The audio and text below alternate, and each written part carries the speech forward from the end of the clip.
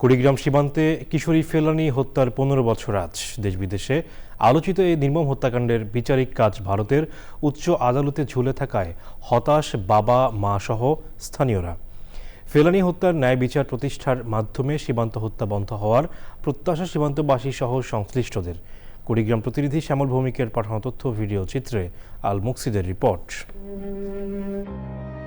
২০১১ সালের ৭ জানুয়ারি কুড়িগ্রামের ফুলবাড়ী উপজেলার অনন্তপুর সীমান্তে বাবার সাথে কাঁটাতারের বেড়া পাড়ি দেওয়ার সময় বিএসএফ সদস্য অমিয় ঘোষের গুলিতে মারা যায় ফেলানী খাতুন। দীর্ঘ সময় কাঁটাতারে ফেলানীর মরদেহ ঝুলে থাকার ছবি দেশ বিদেশে সমালোচনার ঝড় তোলে। ২০১৩ সালের ১৩ই আগস্ট ভারতের কোচবিহার বিএসএফের বিশেষ আদালতে এই হত্যাকাণ্ডের বিচার শুরু হলে দুদফায় অভিযুক্ত বিএসএফ সদস্য অমিয় ঘোষকে বেকসুর খালাস দেওয়া হয়। ২০১৫ সালের ১৪ই জুলাই ভারতীয় মানবাধিকার সুরক্ষা মঞ্চের মাধ্যমে ফেলানীর বাবা নূর ইসলাম ভারতের উচ্চ আদালতে রিট পিটিশন দাখিল করেন। পিটিশনের ভিত্তিতে কয়েক দফায় শুনানির দিন পেছালেও এখনও আদালতে ঝুলে আছে বিচারিক কাজ। আমার ফেলানী যে মারা গেছে ১৪ বছর হয়, আমি আজ যাবৎ বিচার পাইনি।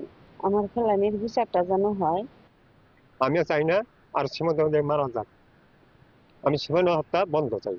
দেশ বিদেশে আলোচিত ফেলানী হত্যার ন্যায় বিচারের মাধ্যমে সীমান্ত হত্যা বন্ধের প্রত্যাশা করেন কুড়িগ্রাম সহ সীমান্তবাসী।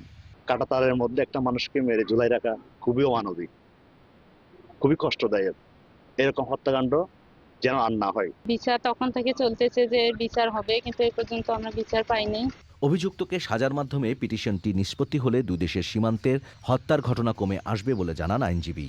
এই ফেলানী হত্যাকাণ্ডের সঙ্গে জড়িত এবং দায়ী যে সদস্য বিএসএফ সদস্য, তাকে দৃষ্টান্তমূলক শাস্তি প্রদান করা হোক, তাহলে ভারতের প্রতি মানুষের বিশ্বাস এবং আস্থা ফিরে আসবে।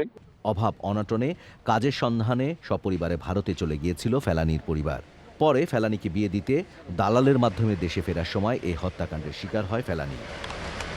Rajib Ahmed, channel I.